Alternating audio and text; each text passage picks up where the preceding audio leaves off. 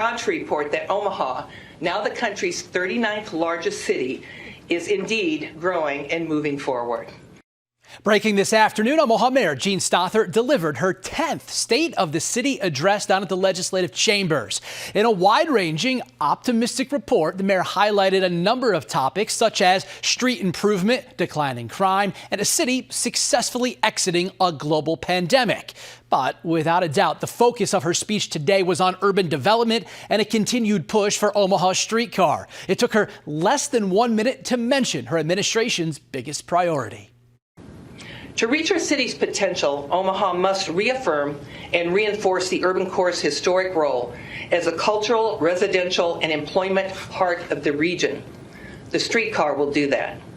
It will reduce our need for parking and create residential and commercial density we need for continued growth in our urban core.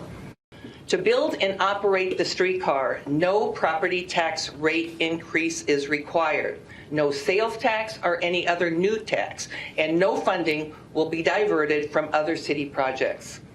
Only revenue from income-producing commercial property within the corridor will be used, so only those who benefit from the streetcar will pay for the construction. Well, here are some other highlights from the mayor's address just a couple of hours ago. She announced 20 new street repair projects that'll happen this year. I want to say 80 new street repair projects this year. The city has a new homeless service coordinator to help combat a growing homeless population. Side note here, I encourage you to go find Bella Caracta's story from last night on this topic over at WOWT.com. The mayor also announcing that residents are using the new recycling amenities. Recycling's up 31% since the new deal with FCC Environmental. There's been a concerted effort to remove lead from soil. Lead blood levels in kids down from 36% all the way down to just 2%. And finally, crime is down as well, specifically homicides. In fact, there hasn't been a murder here in 2023.